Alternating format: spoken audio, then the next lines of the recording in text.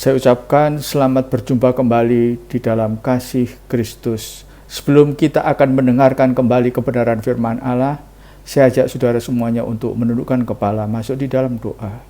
Bapa kami di dalam surga, kami bersama-sama bersatu hati, mohon agar kuasa Allah itu ada di dalam kami, menguasai hati kami, sehingga kami dapat memahami apa yang menjadi rencanamu di dalam kehidupan kami, khususnya kehidupan rohani kami.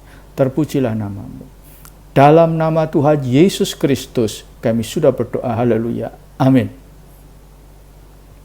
Saya ajak saudara-saudara untuk membaca sebagai ayat pokok di dalam Yohanes pasal 4, ayat 23-24. Tetapi saatnya akan datang, dan sudah tiba sekarang, bahwa penyembah-penyembah benar akan menyembah Bapa dalam roh dan kebenaran, sebab Bapa menghendaki penyembah-penyembah demikian. Allah itu roh, dan barang siapa menyembah Dia, harus menyembahnya dalam roh dan kebenaran. Saudara-saudara, kita hanya bisa menyembah Allah di dalam roh. Ini R kecil. Jadi berarti dalam roh kita. Apabila saudara dan saya hidup di dalam kebenaran. Nah, saudara-saudara, kita tentu merindukan pada waktu kita menyembah, Allah Roh Kudus akan berbicara lewat roh kita. Sehingga penyembahan itu menjadi penyembahan yang hidup, yang diberkati.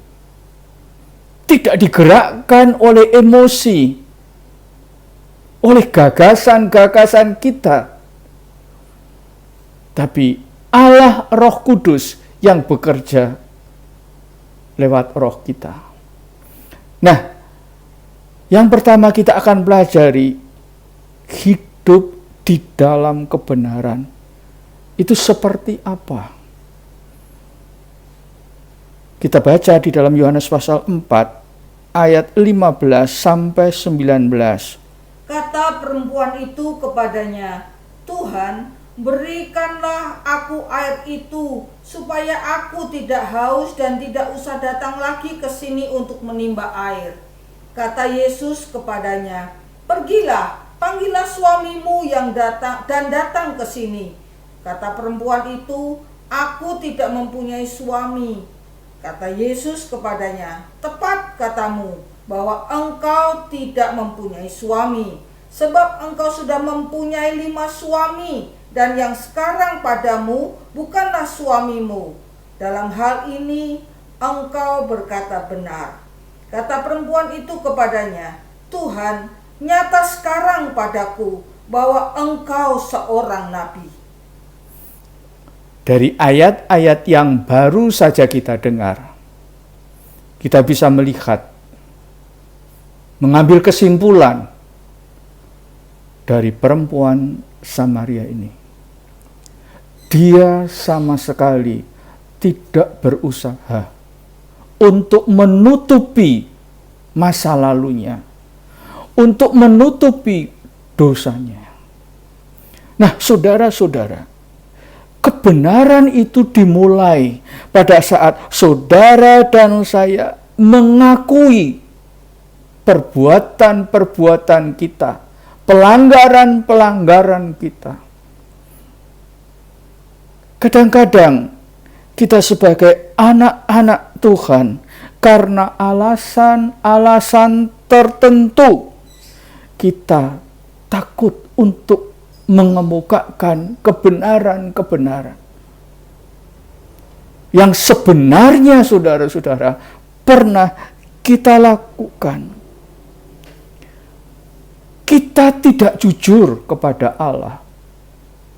Kita tidak jujur kepada keluarga. Kita tidak jujur kepada diri kita sendiri. Dan inilah saudara-saudara yang menyebabkan perempuan Samaria ini, di satu sisi dia lebih baik dari saudara dan saya, apapun juga kedudukan kita di gereja. Dia mengakui pada waktu Yesus itu langsung tidak menuduh. Yesus tidak pernah menuduh, saudara-saudara. Tetapi ini fakta. Dia sebagai Allah. Kamu punya 5 suami. Dan sekarang yang ke-6 itu memang bukan suamimu. Tetapi itu pria idaman lain.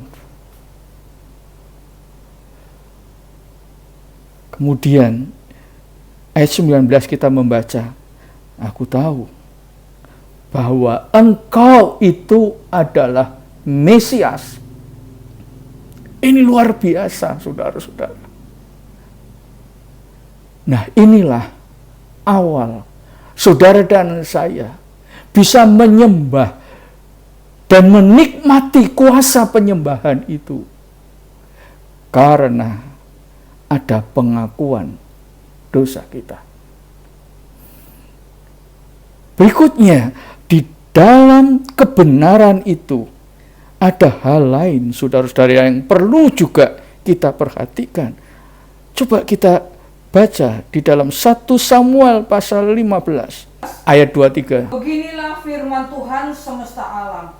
Aku akan membalas apa yang dilakukan orang Amalek kepada orang Israel, karena orang Amalek menghalang-halangi mereka ketika orang Israel pergi dari Mesir.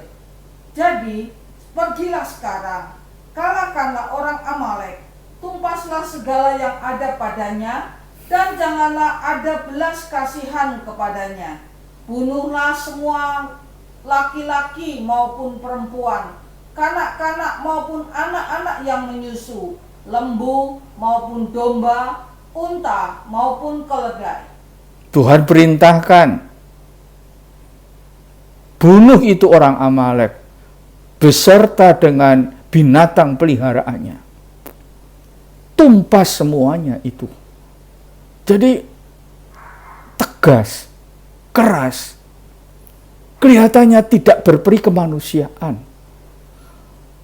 Tetapi Allah mengetahui apa yang Dia lakukan, apa yang Dia perintahkan itu membawa kebaikan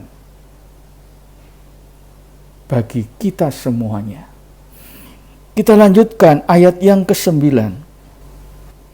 Tetapi Saul dan rakyat itu menyelamatkan Agag dan kambing domba dan lembu-lembu yang terbaik dan tambun, pula anak domba dan segala yang berharga. Tidak mau mereka menumpas semuanya itu, tetapi segala hewan yang tidak berharga dan yang buruk, itulah yang ditumpas mereka. Saudara-saudara, ketaatan itu mutlak penting. Dan itu ternyata tidak mudah. Ketaatan pada waktu saudara dan saya menghadapi segala macam situasi itu sangat dibutuhkan supaya saudara dan saya tidak kehilangan berkat-berkat yang sudah Allah sediakan. Ternyata Saul dan rakyat, dia menyelamatkan Agag dan binatang-binatang yang baik. Kalau yang jelek dibunuh. Perhatikan sekarang di dalam ayat yang ke-15.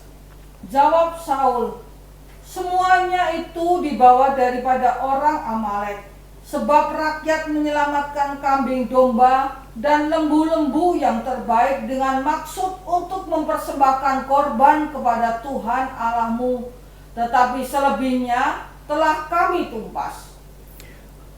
Saul dan rakyat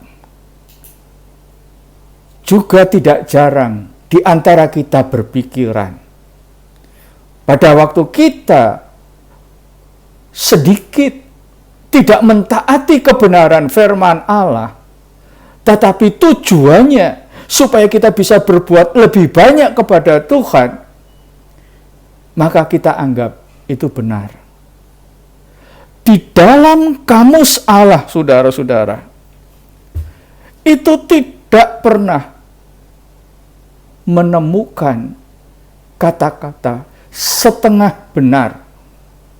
Kalau untuk Tuhan, apapun bisa saya lakukan. Yang penting untuk Tuhan. Coba sekarang kita melihat apa yang Tuhan katakan dengan tindakan dari Saul itu. Ayat 10, ayat 11.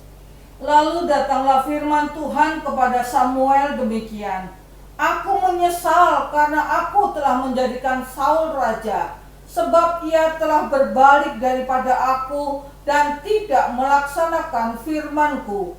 Maka sakit hatilah Samuel dan ia berseru-seru kepada Tuhan semalam-malaman. Saul berbalik dari Tuhan, sehingga Tuhan mengatakan, aku menyesal telah memilih. Tolong saudara-saudara, kita mau merenungkan apa yang disabdakan oleh Tuhan, bahwa setengah benar di hadapan Allah itu sama saja dengan tidak benar. Aku menyesal. Saudara-saudara, kita tidak mau mendukacitakan roh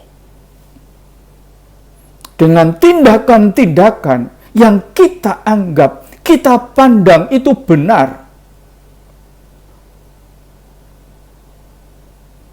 Ini perlu kita renungkan, saudara-saudara. Betapa pentingnya saudara dan saya itu taat kepada Tuhan. Bukan menuruti pikiran kita. Bukan menuruti suara hati kita. Aku menyesal telah memilih. Jangan sampai kata-kata ini juga tertuju kepada kita. Kalau raja saja di hadapan Tuhan, Tuhan bisa bersabda, aku menyesal. Siapakah kita ini, saudara-saudara? Saul diurapi. Tetapi pada saat dia tidak bisa menjaga, menjunjung tinggi kebenaran firman Allah, sekalipun diurapi, bisa membuat Allah menyesal. Sekarang kita melihat kembali dan membaca di dalam 1 Samuel 15 ayat yang ke-22. Tetapi jawab Samuel, apakah Tuhan itu berkenan kepada korban bakaran dan korban sembelihan sama seperti kepada mendengarkan suara Tuhan? Sesungguhnya mendengarkan lebih baik daripada korban sembelihan, memperhatikan lebih baik dari lemak domba-domba jantan.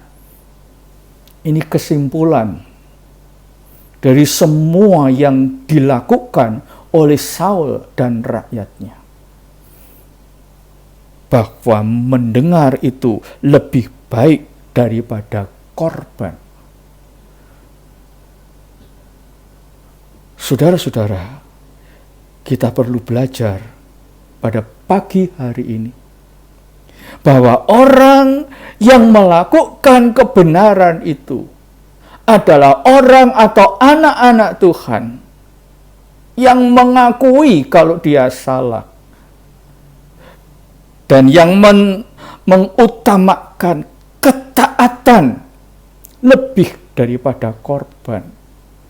Jangan sampai kita hanya dengan pikiran kita bahwa kalau saya bisa berkorban dengan harta, saya bisa berkorban dengan suara saya, itu bisa menyenangkan hatinya Tuhan. Ternyata itu keliru, saudara-saudara. Kita bisa melakukan kedua hal yang tadi saya sebutkan. Tetapi kalau saudara dan saya tidak taat kepada kebenaran firman Allah, berarti saudara dan saya sedang tidak berjalan di dalam kebenaran. Nah, saudara-saudara, menyembah di dalam roh dan kebenaran. Tadi kita sudah mengetahui kandungan apa yang ada di dalam kebenaran. Sekarang kita melihat menyembah di dalam roh. Pada waktu kebenaran itu kita praktekkan, sekalipun itu membutuhkan pengorbanan yang tidak ringan, tetapi di dalam diri kita tahu, aku ingin supaya penyembahanku itu penyembahan yang utuh, yang mendatangkan kuasa, yang menyenangkan hatinya Tuhan.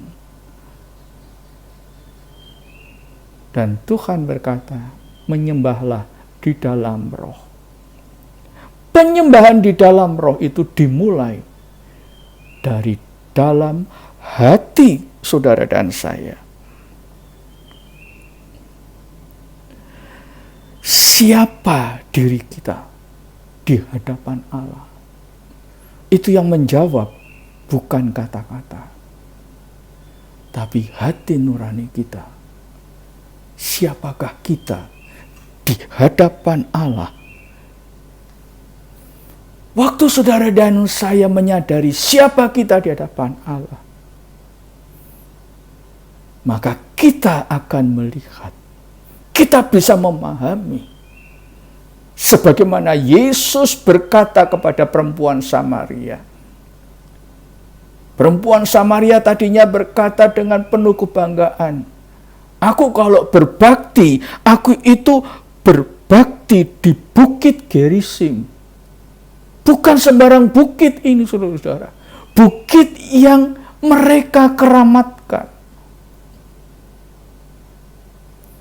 Tetapi Yesus ingatkan, kalau kamu mau menerima air kehidupan, kamu tidak memfokuskan penyembahan itu kepada hal-hal yang bersifat lahiriah.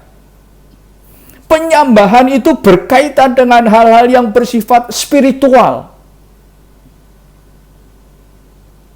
Barulah kita bisa merasakan khasiat dari penyembahan itu.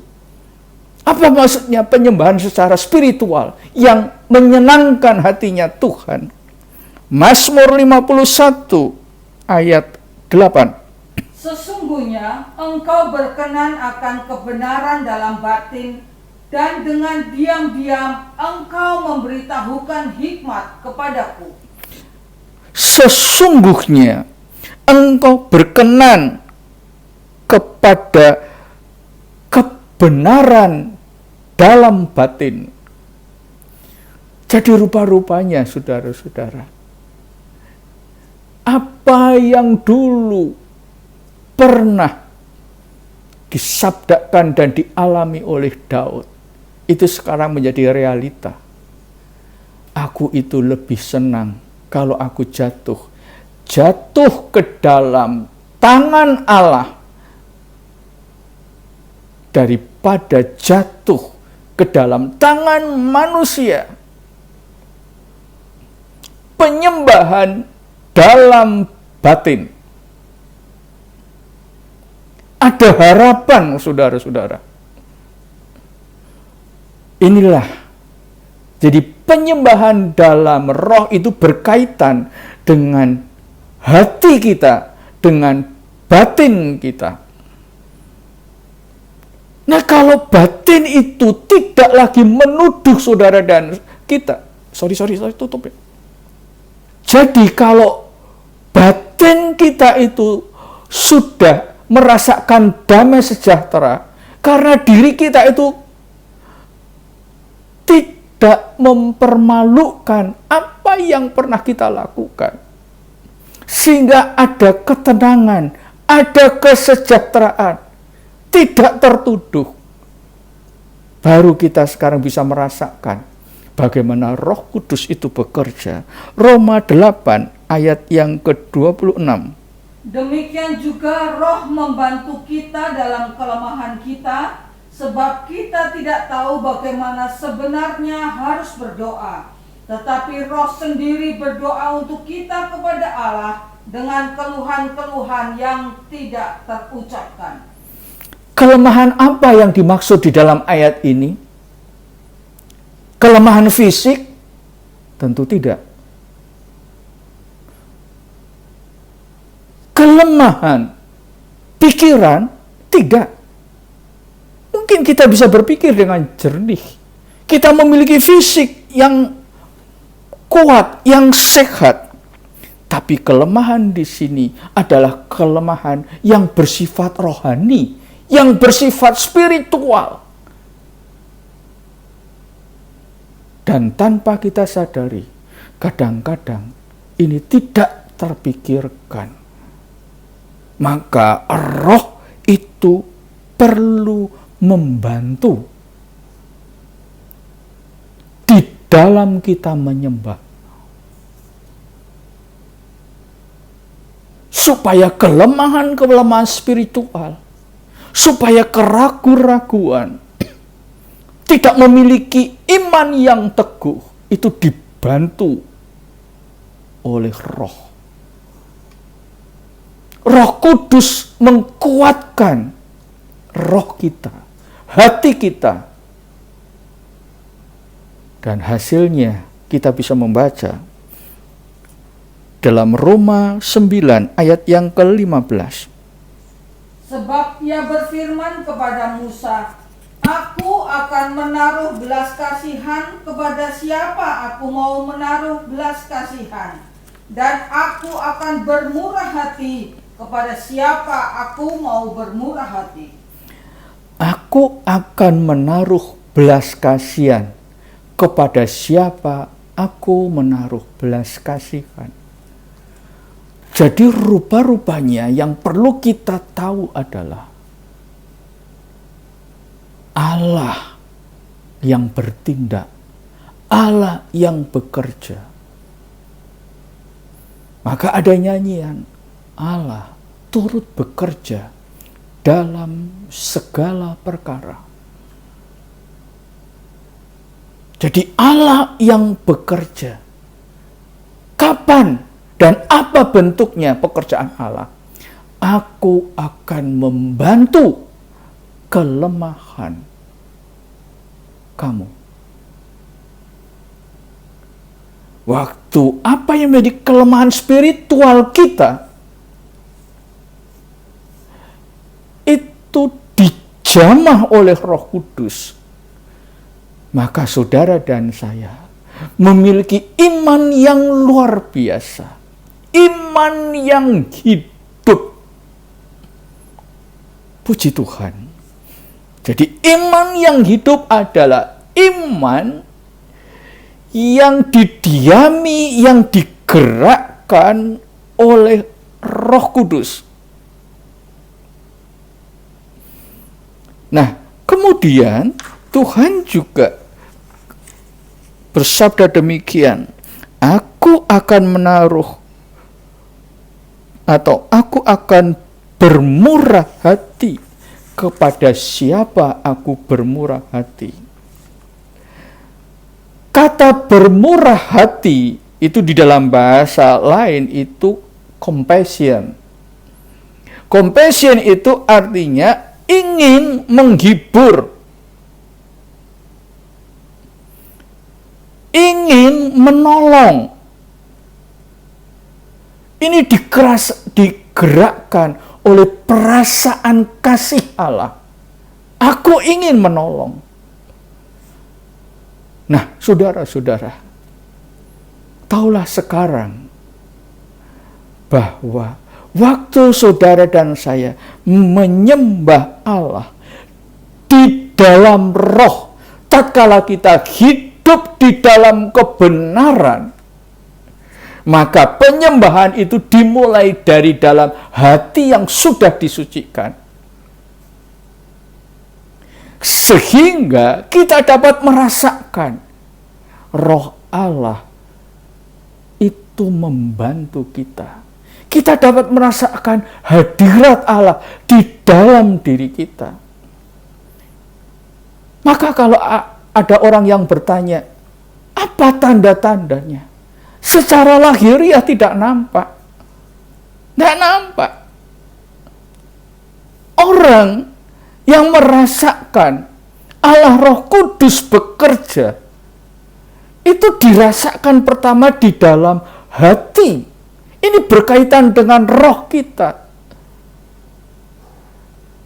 Itulah yang dialami oleh Hana, saudara-saudara. Sebelum dia itu mengungkapkan mazmurnya di dalam pasal 2 dari 1 Samuel, maka dia sudah merasakan Allah itu menyertai, Allah mengkuatkan hatinya. Perlu hal ini menjadi pengalaman yang baru di dalam kehidupan kita sebagai anak-anak Tuhan. Inilah artinya menyembah di dalam roh dan kebenaran. Saya tidak mengecilkan, saya tidak berkata salah kalau orang itu bisa berbahasa roh. Tetapi yang perlu kita renungkan, apakah setiap orang yang berbahasa roh itu dia sedang di dalam roh atau tidak? Sedang menyembah di dalam roh atau tidak? Kalau menyembah di dalam roh, kemudian dia berbahasa roh, mercy itu akan datang dari Tuhan. Compassion itu akan dirasakan oleh orang itu. Akhirnya kita akan membuka di dalam 2 Korintus 6 ayat yang kedua.